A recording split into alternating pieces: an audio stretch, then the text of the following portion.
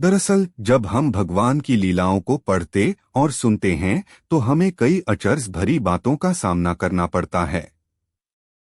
हम विचारों में खो जाते हैं और शास्त्र बनाए ही इसलिए गए हैं ताकि मनुष्य विचारवान बने।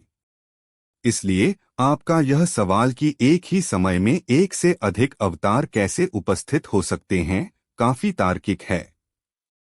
जब हम वेद अध्ययन करते हैं तो हमें भगवान के कई गुणों के बारे में बताया जाता है। दुर्भाग्यवश आज के समय में हम वो सारे गुण नहीं जान पाते हैं और न कि हमें एक उचित शिक्षक मिलता है। इसी वेद अध्ययन से हमें पता चलता है कि भगवान के पास एक अनोखी शक्ति है जो बड़े बड़े योगियों के लिए एक असंभव कार्य है। भगवान स्वयं की अनगिनत प्रतिलिपियां बना सकते हैं जिसमें कोई भी प्रतिलिपि किसी से कम शक्तिवान नहीं होगी। हर प्रतिलिपि का एक खुद का व्यक्तित्व, खुद की सोच और खुद के गुण होते हैं और ऐसा भगवान ने अनगिनत बार किया है। शास्त्रों में लिखा है कि एक महायोगी खुद की 8 प्रतिलिपियां बना सकता है, लेकिन भगवान के लिए इस शक्ति की कोई सीमा नहीं है।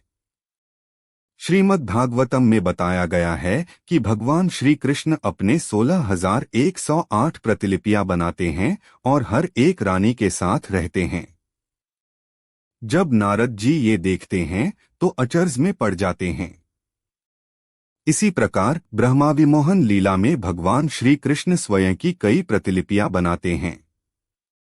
ब्रह्मा जी विमोहित होकर ये भूल जाते हैं कि श्री कृष्ण ही श्री विष्णु हैं और भगवान कृष्ण की परीक्षा लेने के लिए उनके मित्रों और पशुओं का हरण कर लेते हैं। भगवान कृष्ण इस पर स्वयं की कई प्रतिलिपियां बनाते हैं जो कि फिर उनके मित्रों, उनके पशु एवं वृंदावन के अन्य बच्चों का रूप ले लेती हैं। जब ब्रह्मा जी देखते हैं कि कृष्ण के मित्र और पशु तो अभी भी भूलोक में हैं और कृष्ण के साथ खेल रहे हैं, तो वो आश्चर्यचकित हो जाते हैं। फिर भगवान कृष्ण उन्हीं प्रतिलिपियों को विष्णु रूप में परिवर्तित कर देते हैं, जिससे ब्रह्मा जी को परम सत्य का ज्ञान होता है। इसी प्रकार भगवान विष्णु के अलग अलग अवतार एक ही समय में एक ही स्थान पर उपस्थित हो सकते हैं। बल्कि अगर हम शास्त्रों को माने तो पाएंगे कि विभिन्न अवतार जैसे नृसिंहदेव, श्री राम, श्री कृष्ण इत्यादि अलग अलग ब्रह्मांड में एक साथ लीला रचा रहे होते हैं। वो एक होकर भी अनेक होते हैं। ऐसे अचिंत्य और समझ से परे गुणों को समझने के लिए ही प्राचीन ऋषि मुनियों ने सब कुछ त्याग दिया और महान ग्रंथ लिखे। इन्हीं ग्रंथों में से सबसे प्रमुख है भगवद गीता, जो कि समस्त उपनिषदों का निचोड़ है और ज्ञान की पराकाष्ठा है।